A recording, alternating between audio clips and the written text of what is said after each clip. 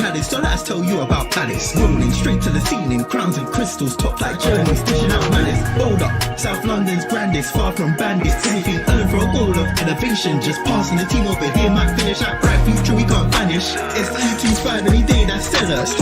Rev up the engines, no more reverse reactions. Fan cans bands on stream. Share up the team, support the dream team when eagles fly, make noise and scheme. Dare to dream or dream to dare, taking a step to become supreme.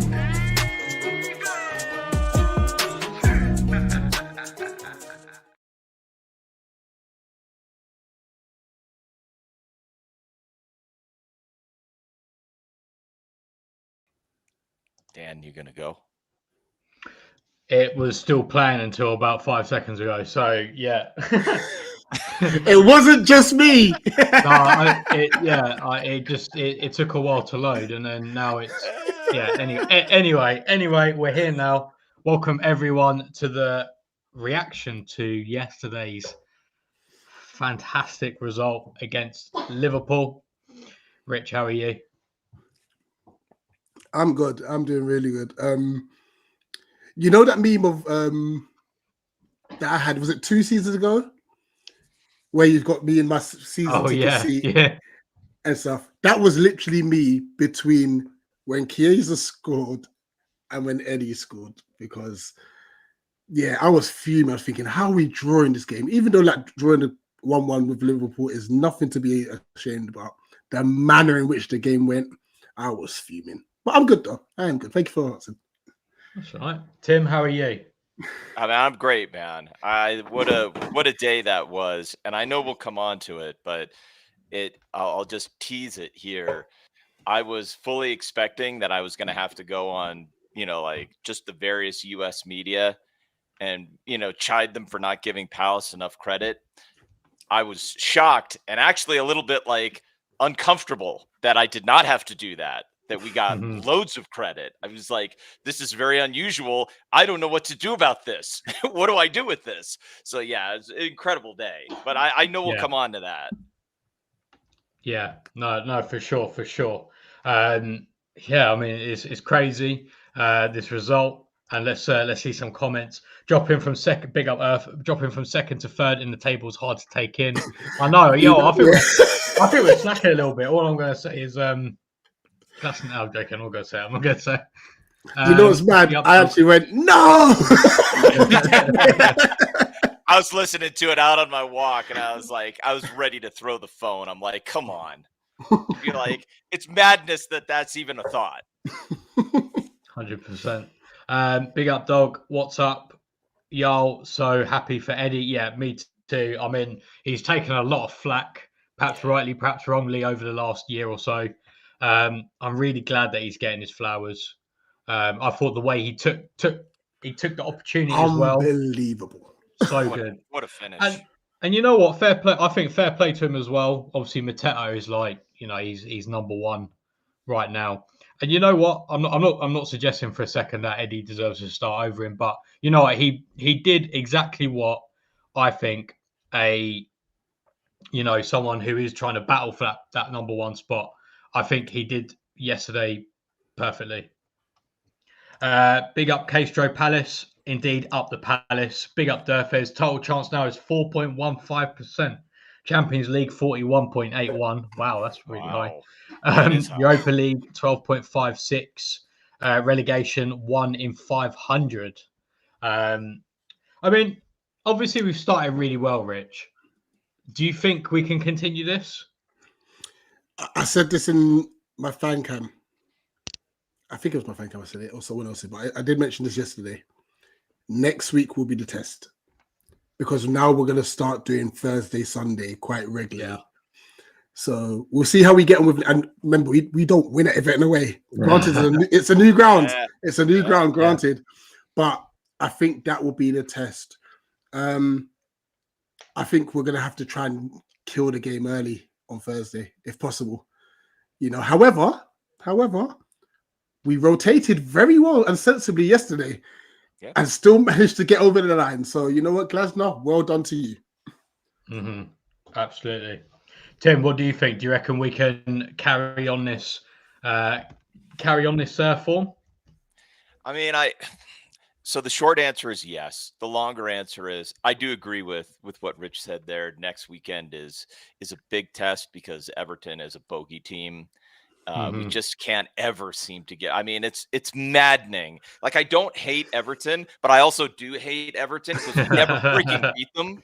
You know what I mean? But so that is one of those. And last season, one of the things that was really distinctive about last season is that we went to places and we did things we'd never done before. You know, first time in more than 3 decades, no losses against Chelsea. Went unbeaten against Chelsea in a single season. Like 3 decades. We've never done that. The Tottenham Hotspur Stadium, never won there except last year. Yeah. Right. So, like, that is something I want to see more of. Like, can we start seeing new ground because we've been doing that under this manager? So, yeah, very much looking forward to next weekend. Absolutely. And also, I feel like, I don't know if you guys feel like this, but especially like under Roy, we would always do well against like big teams and whatever. But we'd always, we'd always be shocking against teams that we should beat. I feel like under Glasner, I feel like that's not really as much of a thing anymore. I feel like we do beat the teams that we should beat. And whilst we're on the topic of how well we're doing, let's just have a look at that table. Let's just bask in that for a minute. That's beautiful. Crystal Palace, and the thing is, the crazy thing is as well, like, we never start a season well. I can't remember. I think the last time we actually started a season well was probably under Pardew. I feel like actually we started quite well under Roy one year, but we don't start well very often. And obviously by this point last season we hadn't even won a game yet, whereas now it's the opposite. We haven't lost a game. So yeah. Right, some more comments. Big up Tristan. Eagles indeed. Dan was still mesmerized watching the highlights. Yeah, absolutely. I did say I was at work today and I was busy yesterday, so I was half watching it. But yeah, definitely we were fantastic. Big up Tim. Looks like the Scousers should have prioritized paying a fair price for a world-class centre half early in the summer. Yeah. Konate had a stinker. He was terrible. I love, by the way, can we just talk about this? You had, I think his name was Cam on one of the fan cams, and you pressed it, Richard's like, can we just say that Guehi is better than Konate? And he finally said yes. He finally yielded. That's my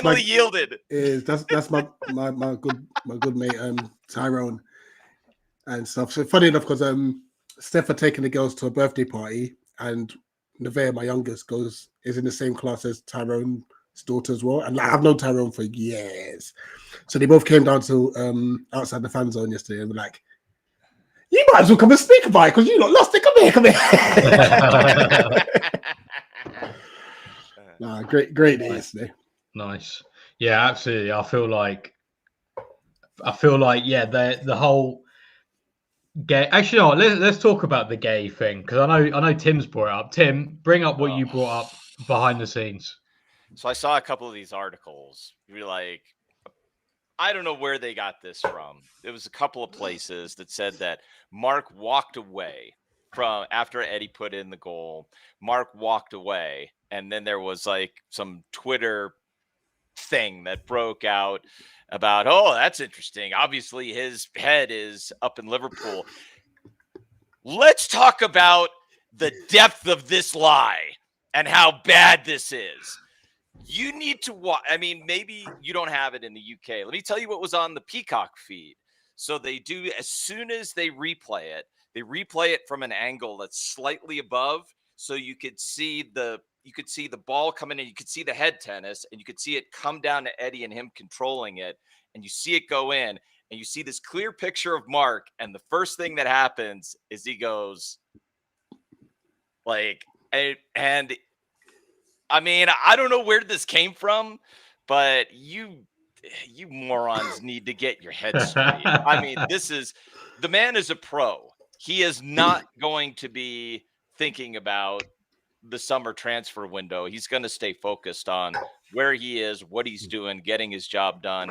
And the best part about it is, as you watch it, and Eddie's like, first Eddie gets swarmed, You know, they're all over him. By the way, one of the best moments of that is Dean Henderson sprinting the length of the pitch to go get involved, which was amazing. But then after it all settles down, Mark comes, puts his arm around Eddie, hitting him on the chest, pumping him up. Like, I don't know. Pure lies. I don't know where it came from. It's but a disgrace. It is a disgrace, man. I don't know where that garbage. But you know what it is? Like, the media always want to find news out of nothing. It's the only way they're going to get clickbait. There's the only way they're going to get... Because you know what? As Palace fans, what we probably went and did was gone, so they got interactions from that. And then the Liverpool fans are like, oh my gosh, great news. You know what I mean? Yeah. You know, so... And then what doesn't help is that Alan Nixon decides to put out this, oh, Mark really wants to go to Liverpool in January. Like, shut up, man. Like... talk about bad timing. Just shut up. Seriously, man. I will say though, I kind of manifested the goal. That's my fame to claim here. All right. Because I was saying to JC and Chairman as the long throw was coming in, I said, Mark Guehi's scoring. We're scoring here. Mark Guehi's getting the winner. He gets the assist. He gets the assist. He gets the assist. But it would have been so poetic if it was Mark. Yeah, it would have. Oh, it would have been beautiful. Yeah, for sure. But I agree. Like with the media, I feel like it's the what do you call it? Like the talk sport kind of model, isn't it? So just saying something controversial, people get, they get interactions because people get the ump, and and then other people then reply and blah blah blah, and and like the thing is as well, like Guehi's a calm guy anyway. Do you know what I mean? Like he's a calm captain. He's just a calm guy. Like I got him to sign one of my shirts once outside the training ground, and like he's just a calm guy. Like I'm not. Do you know what I mean? Like he's not. But yeah. So some more comments. NKETIAH and Mateta, very different types of players. Yeah, absolutely. Do we think NKETIAH deserves a start on Thursday? It's a good question. I mean, does he deserve a start?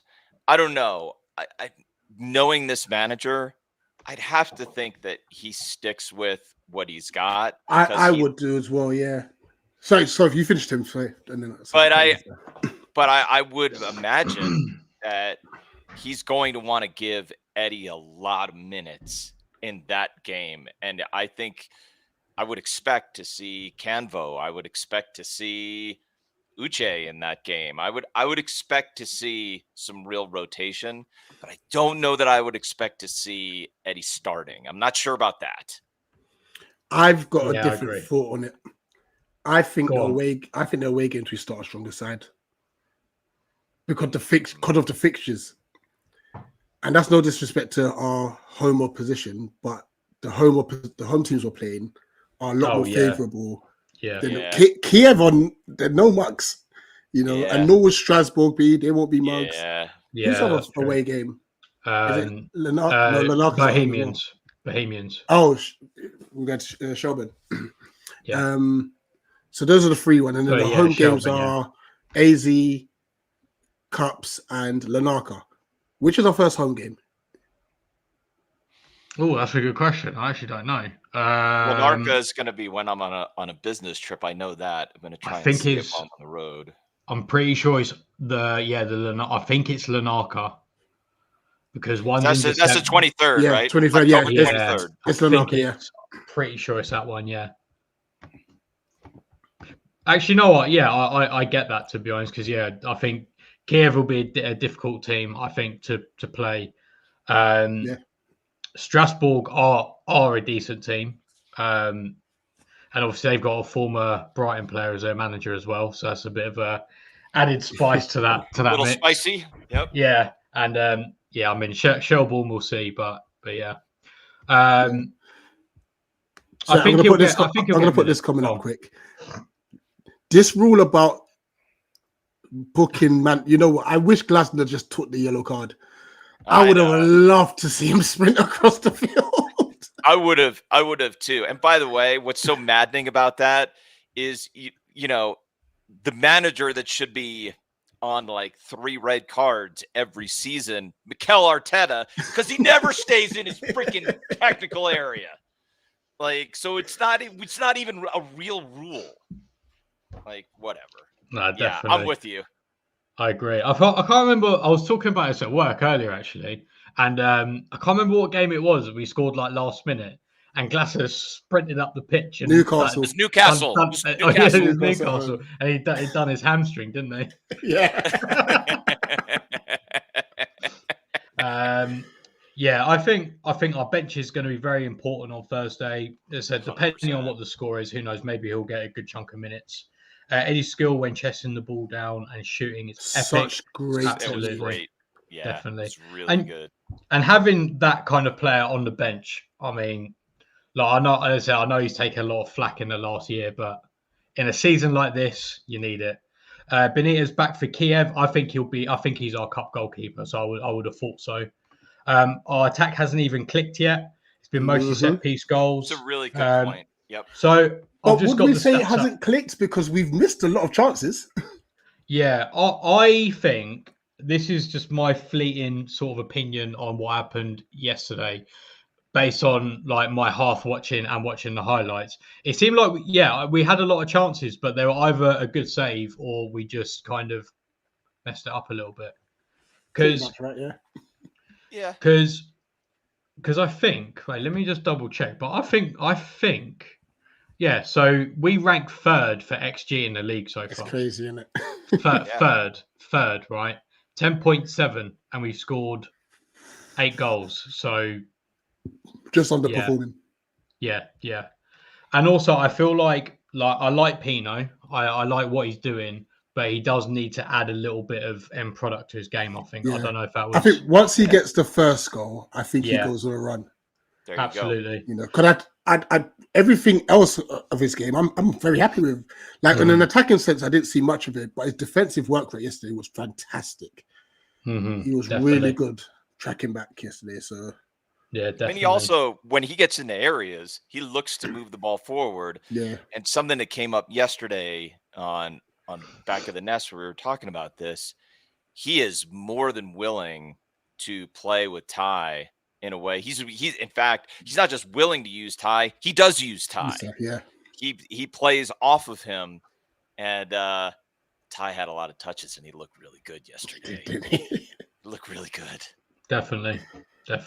Even won us the corner for the for our first goal. It's funny. Someone clearly Liverpool bias tweeted that like, oh, it wasn't even a corner.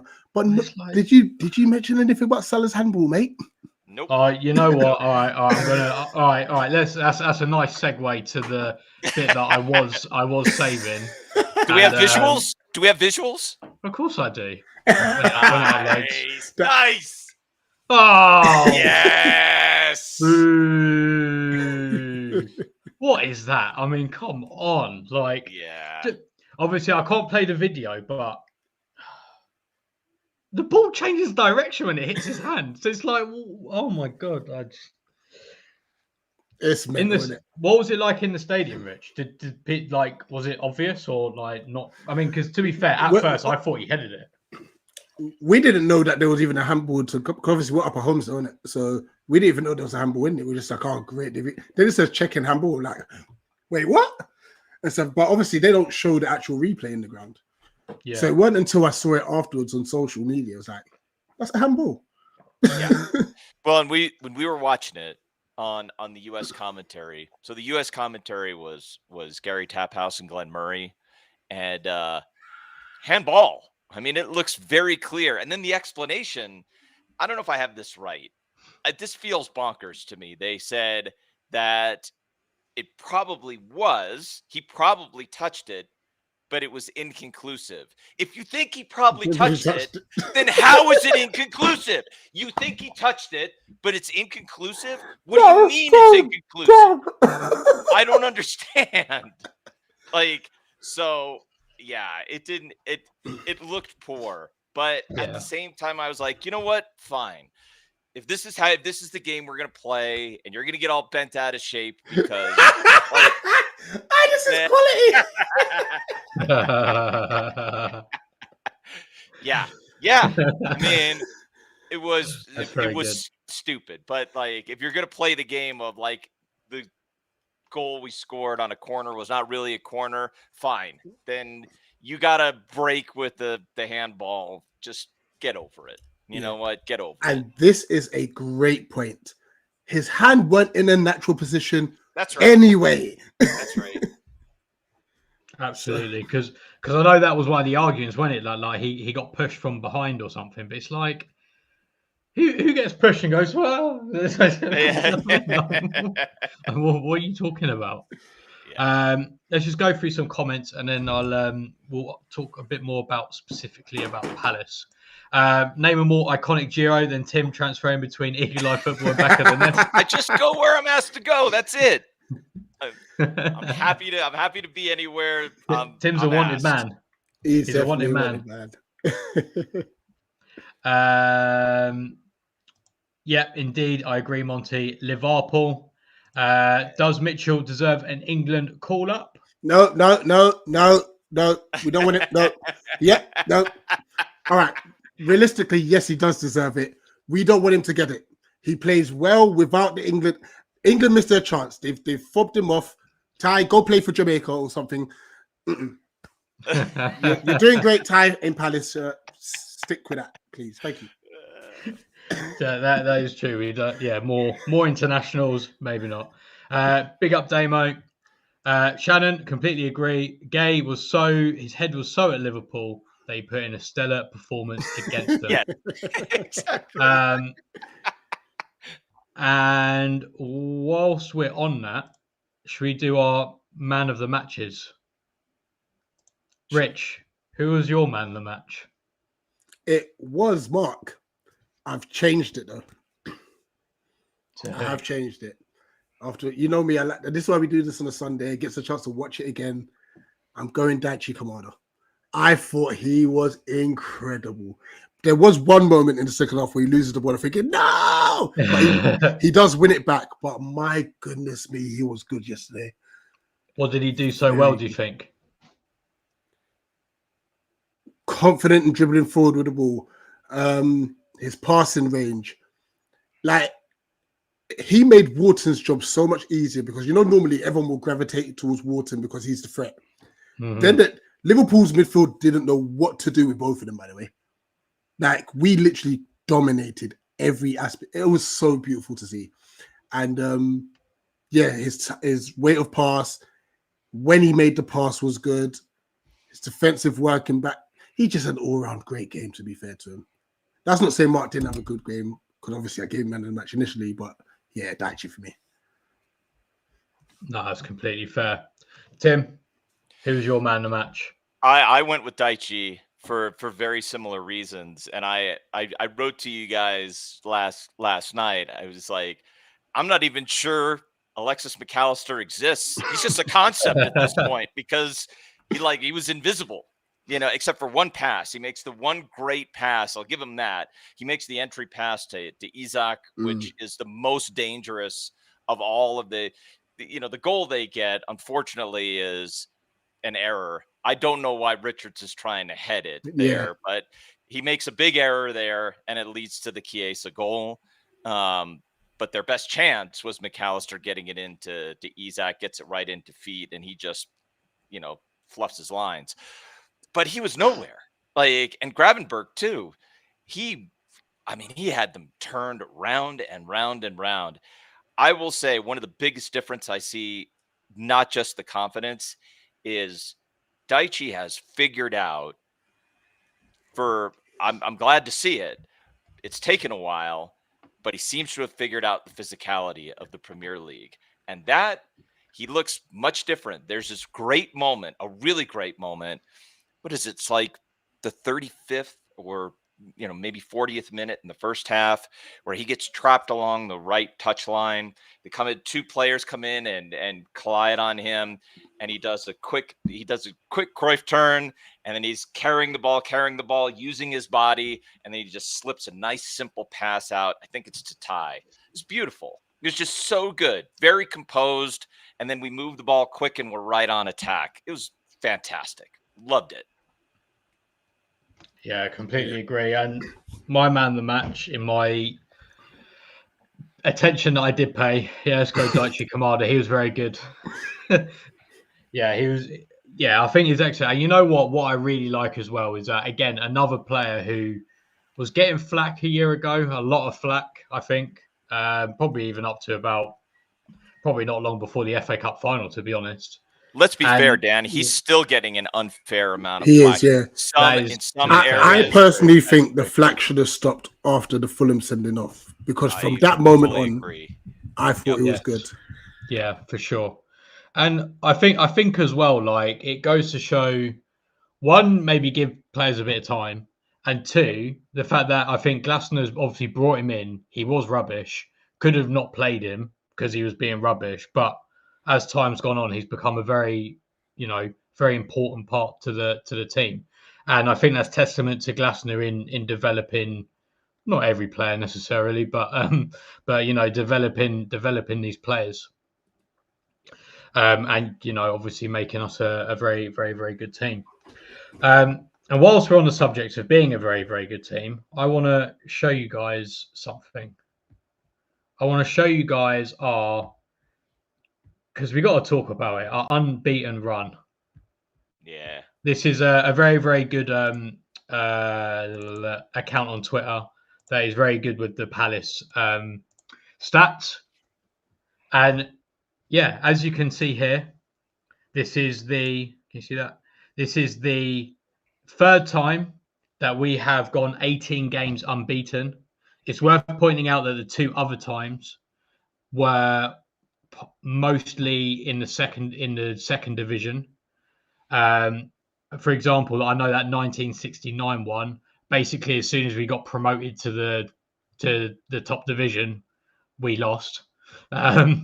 So yeah, there you go, 18. And you know what? I think it's quite poetic, really, that we're going to go to Poland, play in our first league game phase of our first proper foray into Europe, and that can be the game that we set our all-time unbeaten record. I think there's something quite poetic about that.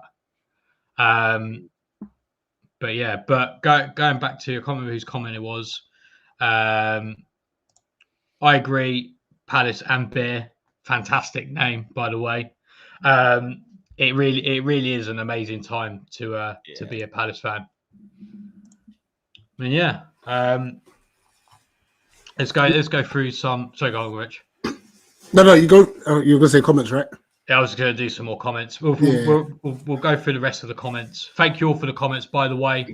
Really appreciate it. There's a lot of you watching. Thank you very much. Obviously, helps the algorithm, helps us to grow, etc. Yeah, smash the like button, guys. Yes, exactly. And where's I'll get to it. Mark has always been happy at Palace. Big up, Mary, by the way. There's no way he'd be anything other than delighted. The top six goggle filtered contaminates everything. I think another thing that journalists seem to forget as well is that they are professionals. I think one of us said it earlier. They are professionals. Their head is just so in the game. Do you know what I mean? Like they're not on the pitch thinking about am I going to Liverpool? Mark could go play for Barcelona. So Liverpool, who are you? Yeah. Big up, Earth. Glasner also started to sprint over to. Oh yeah, we talked about that. Eddie's been a purple patch player. Yeah, for sure. He's definitely. To be honest, I think strikers generally are confidence players. I mean, like you even look at Bateta. I mean, in his first season and a half, I don't know how many goals he scored, but weren't very many. Durfez, we really improved against West Ham. Glasser's subs were better, enabled us to have the energy to get the second goal. Eddie isn't quite better than Sarr or Pino, in my opinion, to start. I think the good thing with Eddie, and I think one good thing that I do like that Glasner does, is when he brings him on and we kind of play with two strikers sometimes. Yeah. Just to kind of like see out the game a little bit, because I do think they do seem to work all right together. As far as I'm aware, Damo, it is. I think they are only doing it overnight, but I don't know. Obviously, I don't know anything more than what you see on Twitter. But yeah, that's Lublin Airport, and also there was another one nearby, Rish. I'm not going to try and pronounce it, but it begins with an R and a Z. So if anyone can tell me how you pronounce an R and a Z together, let me know. Tyreek Mitchell versus Salah, best left back in the league. I saw the great classic GIF on Twitter of the Tyreek Mitchell versus Salah highlights of the airport security man carrying a dog. Yeah, I saw that one. Yeah. through the airport. Yeah, it's something I mentioned in my fan cam. I was like, when was the last time Salah had a good game against Mitchell? I mean, I don't think he has. You know what? Like, genuinely, I don't think Salah generally doesn't have good games against us, does he? Like, I can't remember. I mean, has he? I'm trying to think if he's even scored against us. He scored last season, mate. Did he? Oh, okay. Never mind then. Okay, never mind. To be fair, though, that was on the giveaway. That was the one that got SA yanked off the pitch. Cooked off, yeah. Yeah. Big up, Pat. If Wolves can beat Everton, we can also. The only problem is we could play, honestly, we can play like prime Barcelona against Everton and they'll still win for Dwight McNeil brace. Yeah, I know. It's just ridiculous. It really is. It's just the most annoying thing. Dwight McNeil could be on the bench for 90 minutes and still score against us. But then, like I say, it is a new stadium. We will be doing a vlog for that, by the way. For that sold out away end as well, which I think is pretty good going considering it's like. I'm so happy I'm going. That train ride is going to be carnage, by the way. That's going to be. I want to see. Let me just make my request now, which you can feel free to ignore. But for the vlog, I want the stadium food review. I want to see how horrible they actually are, because stadium food is usually horrible. So I want to know. I want the real inside dope. We can do that. A food one, and then we'll do a drink one as well. And stuff. I've already Dan, you already know what I'm bringing on the train. What? Oh, okay. Yeah. I mean, you haven't told me, but I'm sure I can guess. Yeah. Uncle's coming. Uncle is really dodgy. Whoops. Right. Anyway, unfortunately, we are heard now. Mo Salah auditioning for the Egypt Olympics volleyball squad. Ref is a Liverpool fan. Question: be second at Christmas but lose Guehi in January, or come mid-table and he goes I'm assuming at the end of the year on a free. Do we win the Conference League? Yeah. If he still goes on a free. Yeah, that's because let's not forget we have been fifth at Christmas before, right? Under Sir Alan Pardiola. And we all know how that went. Liverpool getting away with decisions, definitely. Yes, there is the reply. Everyone smash the like button. Thank you very much. Big up Gorev. That first half was fabulous. Actually, that's a good point. So we created 2.9 XG against Liverpool.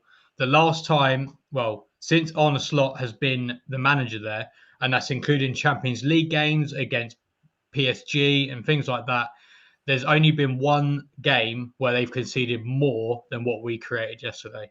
And that was against Chelsea at the end of last season when they'd already won the title. So hats off to the team yesterday. Oh, Dan, I WhatsApped you a picture that you can upload as well, to be fair. Oh, my phone's over there. I'll grab it in a minute.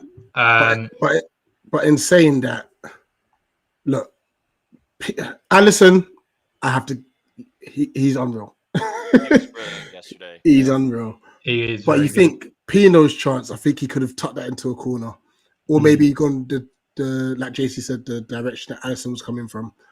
Mateta should have definitely scored that one-on-one.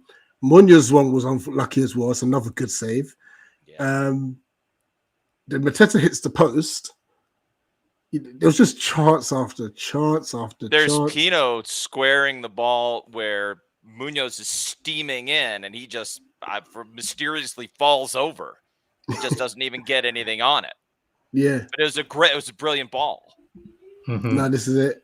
And obviously, let's not forget Ismail Assar, who scores his trademark goal against Liverpool. The Liverpool fans hate him. Yeah, they do. Starting to think a lot of teams fans hate him, because it was funny because when I was out in Sardinia, obviously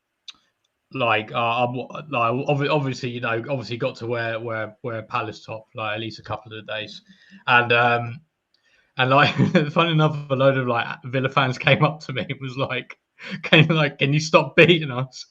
So I was just standing there, I was like, I'm sorry about Ismail Assar. I'm sorry about him. It's funny. I think someone tweeted. There was a Liverpool fan said, "Oh, I'm sick and tired of Ismail Assar and whatnot." And a Villa fan goes, "Hey, you don't know the half of it."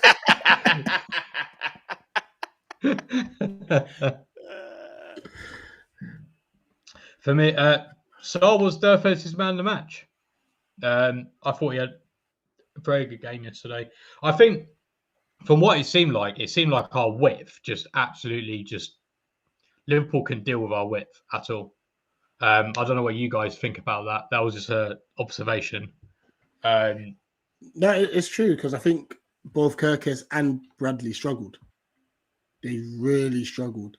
And then Kirkes more than Bradley, though. Kirkes was terrible. Yeah, I know. But do you want to know who was worse than both of them? Frimpong, when he came on, was oh my god, he was a disaster. He was terrible. Yeah, he was. Yeah, that's a really good point. I don't know, Dan. I mean, struggling with the width, I didn't think about it that way, but I did. Now that you mentioned that, I wonder if that is somewhat of a byproduct of what Rich, you were saying yesterday during the player ratings, that they could not handle the press. I think that's right. And the press was very interesting. I didn't notice the press at first. I went back and watched it, and you're right. The press did not come in the same part of the pitch every single time. It was very specific, and it was very coordinated, and it was very intense when we brought that press. And there were many moments where we caught them out. So you're probably right, Dan. I mean, they were caught out several times where, and to that point, Tim, as well, all they've had is teams sit back off them this season. Yeah. So this was a complete shock to the system. Yeah. And that's a great point you made, that we had different presses. So once it might be with Pino, Mitchell, Wharton, Mateta just kind of like boxing them in. The next time it's like, actually, wait till you get to the halfway line. Wharton, Lacroix, Wharton, Guehi, Lacroix, Kamada smothered them that way.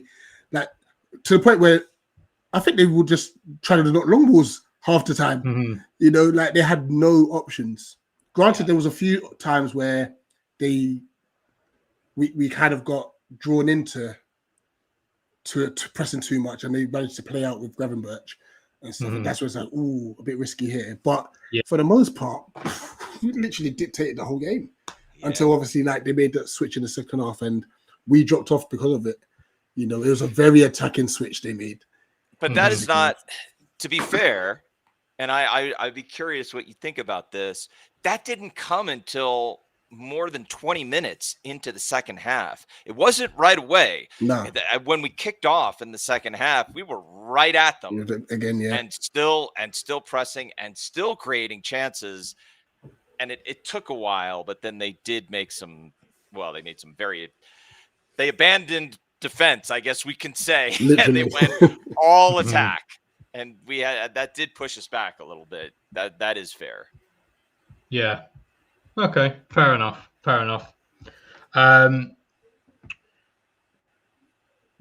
Yeah. Big up, Roger. 56 years supporting the red and blue. Never felt so good. Absolutely. Yes. It's great to hear. And yeah, definitely. Kamada's previous, obviously at Frankfurt, won the Europa League with them. Absolutely. Can we address that super quickly? Because he said this in an interview. He was addressing this. He said originally at Frankfurt, Daichi got off to a pretty slow start at Frankfurt, and he had to really work with him to get him, embedded and doing what he wanted him to do. So I didn't know that, but that gives context. Like, he'd been through this before, where he started slow, he wasn't doing exactly what he needed him to do, got him up to speed, became arguably the most valuable player on that Frankfurt team. And now he is, I don't think he's our most valuable player, but he's certainly one of our most valuable players without question, I think. And his Palace TV interview. I haven't seen it yet. I have to watch that. Oh my, he goes, "Oh, we're such a family." I was just like, "Oh, Daichi." Apparently, he said he was really happy for Eddie, and you could see that too. Yeah. I mean, Dino running to be a part of that. That felt like partly for Eddie and partly just because such a big moment. Yeah, so, and it was great to see all the bench jumped up as well. Yeah, which was great to see. Because I won't lie, I was in there screaming like, "Get Uche on for Pino."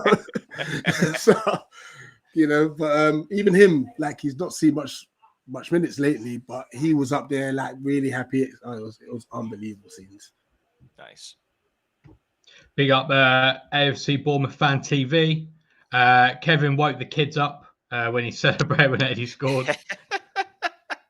Nice. Nice, Kev. Lovely.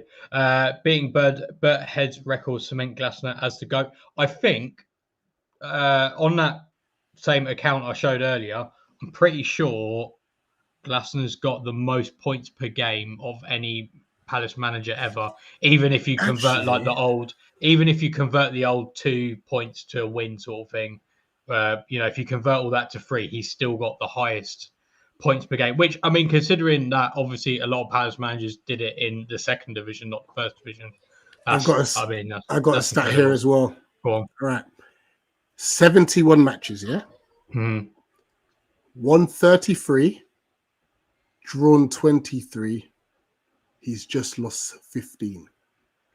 So that's a loss percentage. If I remember right, Rich, it's like a loss percentage like 21.5%, or something like that. 21.1. Yeah. That is the lowest that is insane. Of any Palace manager. That is extraordinary. By far that as well. Is extraordinary. I mean, he's 15 games in 71 matches. And I think second place, I can't remember which manager it was, but their second place is 27%. So that's a whole 6 percentage points better. And obviously he's done it entirely in the Premier League and won an FA Cup. Salah scored in the 7-0. Okay, yeah, that was another game that I completely erased from my memory. We spoke about that. Don't mention the second half of the 15-16 season. It brings back bad memories. I was at that Swansea 5-4 game. That was a fun game. That wasn't fun. If Nicky was here, the like button would be the only thing he has ever smashed ever. I put that on there without reading that first. Wow. Nicky catching strays again. Now, you know what, Pat, what has Nicky done to you? Because this is relentless now. Man. Look at this. Is a pretty good shout, by the way. Lacroix as man of the match, because I have to take a look. Let me see if I'll see if I can find the stats. I won't waste time, but I'll just make this point. Isak did not have a lot of touches, and that is in part because Lacroix gave him no space, like none. He was all over him, and he covered him incredibly well. I thought Lacroix had a terrific game. In contrast, Eddie had a total of 6 touches from the time he came on until the end of the match. And this is my favorite stat of the game yesterday. Of those 6 touches, how many do you think were in the penalty area? Do you know? Probably. Because I know from his run, so probably 4. It wasn't 4, it was 3. But I was like, you know what? that's what I want to see. Like, if you're going to be the striker who comes on to make a difference, and you're not going to get a lot of touches, just make sure you're getting touches in the area where you can do the most damage, right? Like that, and he did exactly that. No, absolutely. I think as well, like with the Lacroix thing, I think playing with a back five and like playing like the way Liverpool play, obviously like the striker does like to like drop a little bit and then try and like swap with whoever the attacking midfielder is. I don't know, I can't remember who it was, but Szoboszlai or Wirtz or whoever it is. Having that extra centre back there just allows someone like Lacroix just to jump out and follow them. And that's what you need. You need your aggressive centre backs in a back five, and when you got five, they can jump out and have cover behind them. Isak had a total of so Isak had. See, this is sorry, Liverpool fans, you're not going to like these stats. 19 touches, 3 in the penalty area. He had the same number of touches in the penalty area that Eddie Nketiah had. That is not great. That's crazy. Credit to Max for that. Nice. Can we actually speak quickly on why Chris Richards' left foot is better than his right? This is okay. Like, I think in part it has to do with a couple things. I don't know this for sure, but it has to do with a couple of things, I think. Remember that Richards has been at the U.S. Academy since he was fairly young. He coming out of Alabama, there was no, like, there really isn't much in the way of organized football in Alabama. So he left, I think, Birmingham at age 16, went to FC Dallas, got dropped by FC Dallas, went to a different academy, got picked up, and then ultimately signed by Bayern. But he's had years of exposure to, and this is the guy I give credit to. He's had exposure to Tim Ream and learning from Tim Ream for a really long period of time. And if you've ever watched Tim Ream play, one thing you may notice is he's a fairly proficient 2-footed defender. He will pass with either foot, and he likes to look forward and take the line breaking pass, and he does it a lot with his left foot. So I think Tim Ream is a pretty big influence on Chris Richards. But the other thing is he has played a lot on both the right, but he's also played on the left, and he had to learn it. Playing on the left he's playing on his stronger side, and he's really good playing on the left because he's very good with his dominant side. If you cut in, he can use that physicality with his right foot, and he does a very good job of moving attackers off on that side. On the right side, you got to get better. With your left foot, you have to practice over and over and over and over again. So I think it's those two things. Like, I think he's just had to be good as a right-sided center back. That's part of it. But I also think, he learned from arguably the best U.S. center back of all time in Tim Ream. Fairs. Nice. That makes sense. That makes sense. Let's just, one thing I do want to bring up. Big up, Nate. I do want to bring up his comment. Wait 1 sec. Oh, this is, man, Nate's going spicy. I want to see how you address this. What do we think about that then? Go on, Rich. Go on, Roy Rich. the boy. We were spoilt, guys. We were spoilt. We were absolutely. I'm not even going to give it any attention. Like, we're just more successful. You know what? Thank you for spurring us on, Roy. Actually, thank you. Because that, and we're going to take it to the next level. Those are the two things that he just kicked us off as a club. We're going to show you. I'm not gonna hammer Roy for this. He's been he had more than a few occasions to put his foot in his mouth. Roy did that. He's also really good. He's been really good for us. But I think Roy came to Palace to do a very different job. And because he came to Palace to do like this is my view of it. I don't know how you guys feel about this, but when Hodgson came to Palace, that was a very dire moment for the chairman. Like, I've got it horribly wrong with Frank de Boer. I thought I was going to be able to, we were going to kick on, move up. We got through, and now we're building, and now all of a sudden it's a house of cards and it's all going to fall apart. Like, totally managing from a place of extreme fear. And Hodgson is the safe pair of hands to come in and stabilize things. He just had a different job. Mm-hmm. Now we have a manager who does not think that way. This manager never wants to start from a place of fear, which, honest to God, that is so refreshing. It's so nice. So I kind of get it. I'm going to give him some grace and understand, like, it is a brutal league. It is terrible. But, you know, it's good that we've kicked on from that. And here's the thing. Like, here's another stat for you. How many games have we watched under Hodgson where Palace had roughly around 28% possession? Now, model those games you watched versus what you watched yesterday and how different that looks. Yeah, because I think we still only had like 20-something% possession anyway. Yeah, it was 28% yesterday. Yeah. That was it. That was it. But it didn't look like that. It looked nothing like that. Sure. Good times. No, it was amazing yesterday.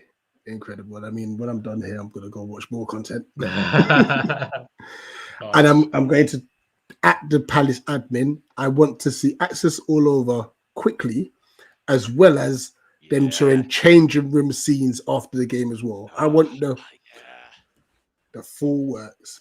You want the Glasner really happy. Yeah, you want the Glasner like post game comments too, don't you? That's what I'm looking forward to. I want to see that. No, absolutely. No, it was incredible. What else can we talk about? We've kind of discussed the handball. You know, the atmosphere. I've not seen Sellers hasn't been rocking like that for a while, you know. Oh, come on, I wasn't there. Dan, no, legit from start to finish, it was mental. Now, how did it come through on the TV, Tim? It was brilliant. I mean, you can't even hear the Liverpool fans. At least I didn't hear them. Like, the way it was coming through the US feed, it made me like, yeah. And what Nate said, like the limbs at the winner, I mean, seriously, like all of the video is just absolutely incredible. It sounded so loud. It sounded so incredible. It was singing all game.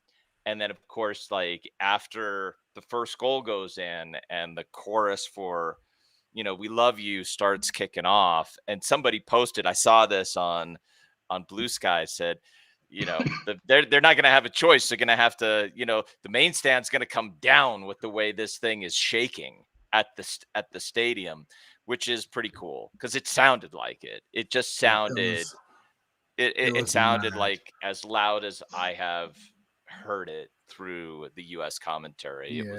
It was incredible. I think go on. I imagine the limbs are pretty good as well. Yeah. So good. And what's the other chant? The one that kind of came from there. What's that? Money Heist. That sort of theme. Ciao Bella. Oh yeah. That's the one. Yeah. That one's becoming a fan favorite. Like when you hear that in the city, it gets loud. Yeah. Crystal Palace, South London's finest. Yep. But you know what? I think we might need to start singing. You know what? No, we've got music for JP. Yes. What we need to do when it goes score for Crystal Palace, number 9, Eddie NKETIAH. Your defense is in trouble. NKETIAH's in the room. But I need to play that. I need to play that song. What song's that? Let me know that down. What song is that? Have you never heard it? No. Yeah, I haven't it's a heard it shame. either. Yeah, you need to tell me. I can't play. Well, it kind of stemmed from when it was his time at Arsenal, but it's so catchy. Right, I'm gonna find the link and I'll send it to you both. Obviously, we can't play it, which is annoying. Yeah. Oh, right. Yeah. Of course. Yeah. JC's put just had a thought. Emilio is his whole life has never seen Palace leave. If you don't know, Emilio is JC and Reed's son. Yeah. That is Love a it. great shout, actually. I love that. Love that. That is Get a that great kid in shout. as much Palace merch as apt as possible. I think he's got everything already. No, hold on. If only we're allowed to play music. This song is so catchy.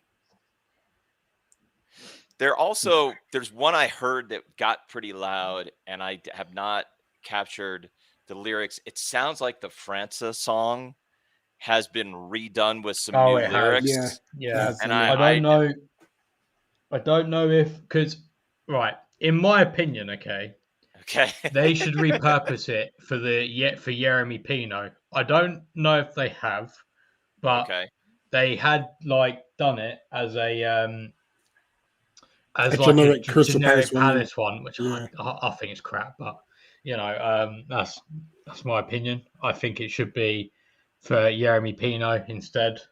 And yeah, that's my final say on that. But yeah, the did Tyron Mitchell's one get a run out yesterday? You got a song? There was one that was briefly around to the tune of David Bowie, Rebel Rebel.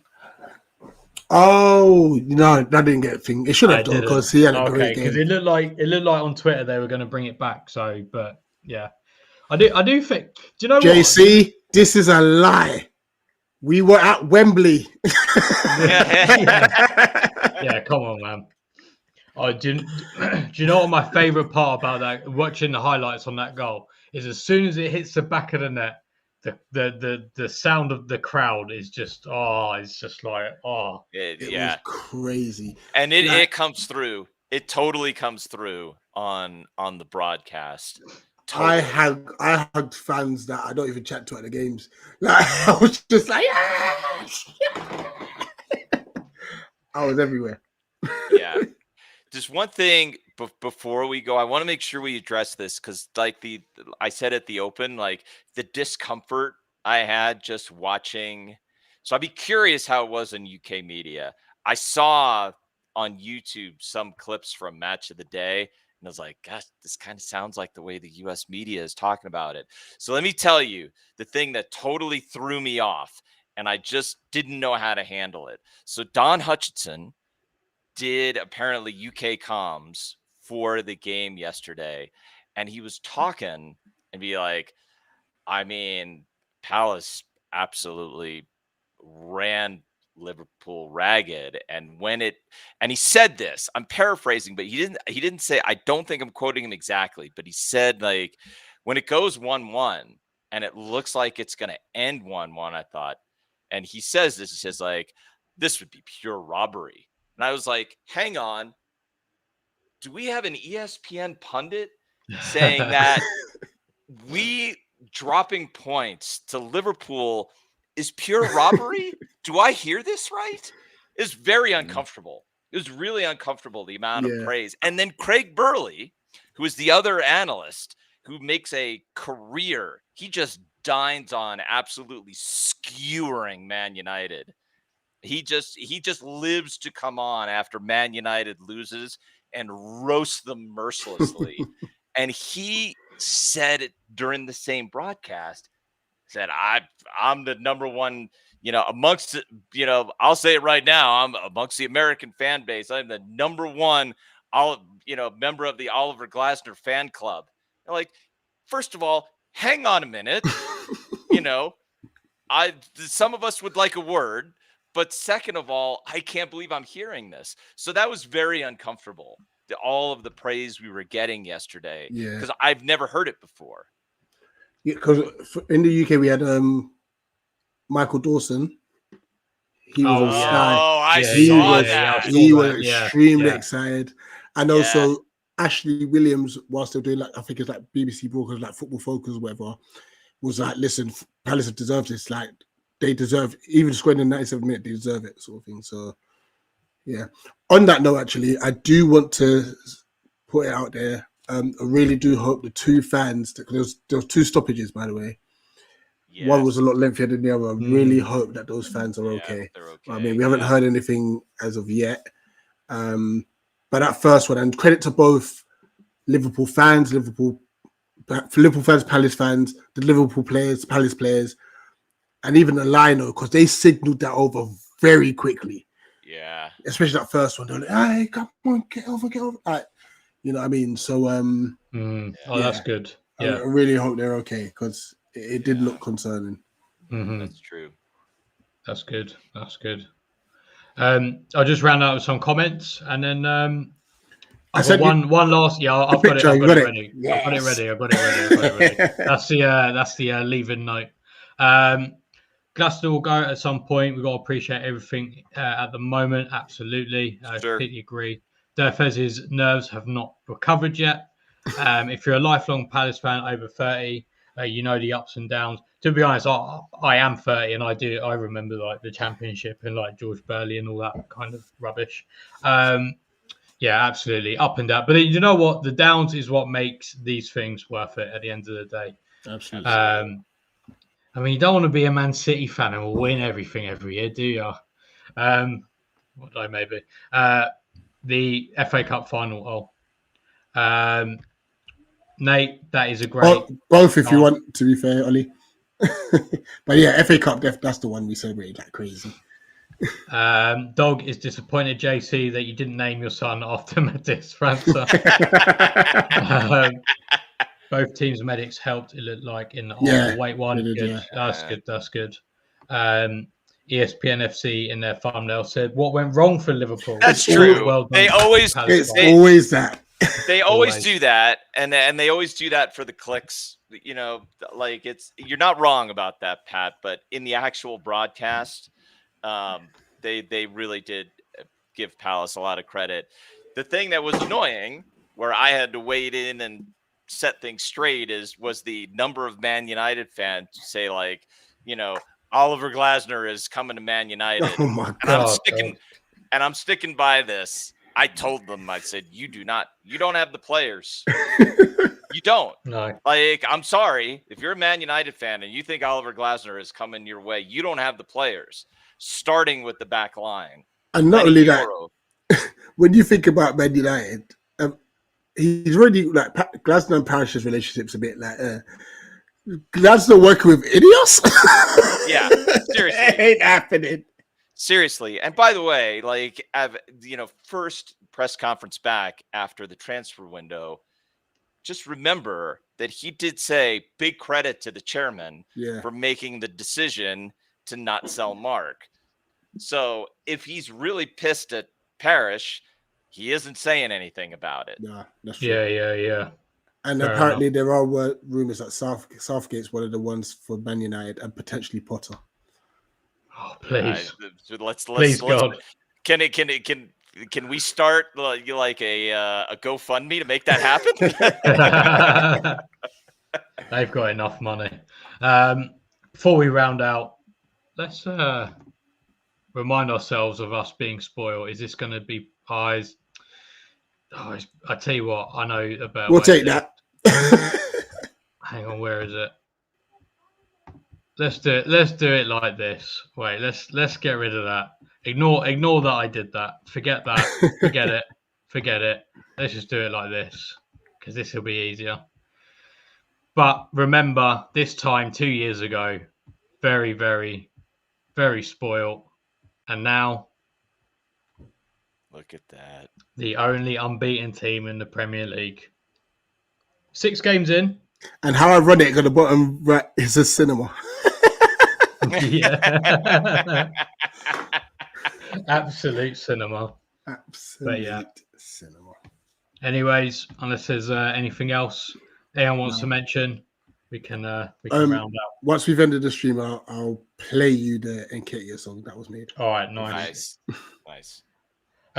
Anyways, thanks everyone very much for watching. Got a lot of viewers today. Got a lot of comments. Really appreciate every single one. Ooh. Obviously, we'll always try to route. Happy birthday in advance, Ian. Happy birthday, Ian. When do you turn 30? Which birthday. day? Which day? Happy birthday in advance. And thank you all for the comments. Helps the algorithm, helps us. Obviously, if you can, smash the like button, please. Yeah, if you're not subbed, why aren't you? Please sub. Before we go, just an update with the week. It's going to be a busy week, guys. Very busy. So, as it stands, Tact Eagles on Tuesday for Kiev. The Kiev previews Wednesday. Kiev watch along Thursday. Fingers crossed Nikki will be able to start that. I won't get home from work till 6, so I'll join when I get in. Friday, the Kiev match reaction. Saturday, Everton preview. Sunday, we're up to Everton, so there will be a vlog, most likely on Monday. I'm not going there. I will try. I'm going to Poland, so I will try to do a vlog as well. I will, great. And hopefully JC said he'll edit it. So you'll be seeing my glasses that I bought. I bought the and have the. It's not been delivered yet.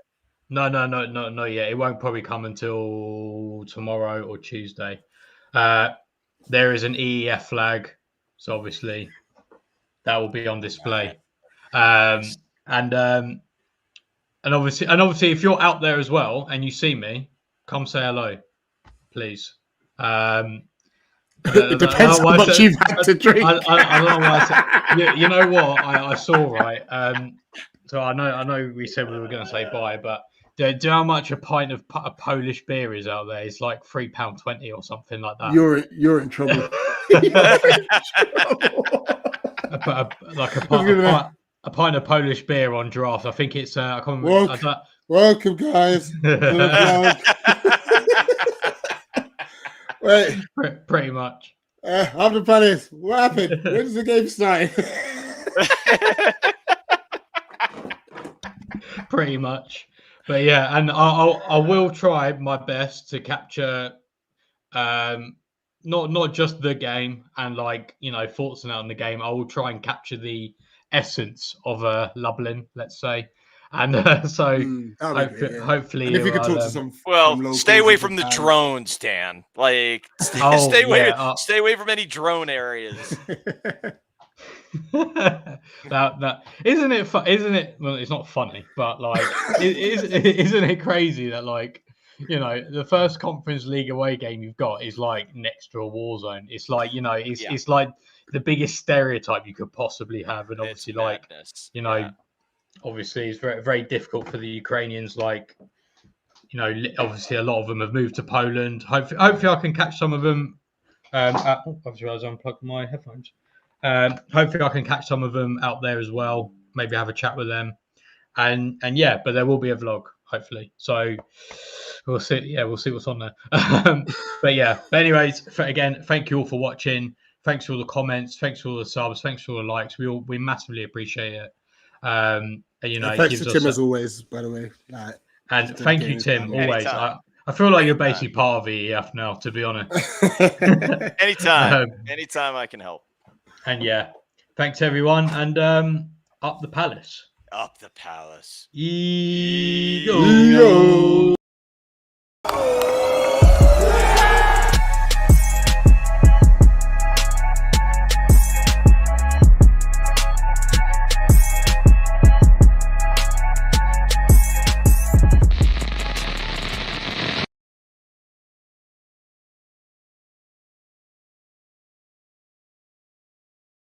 Sorry, it's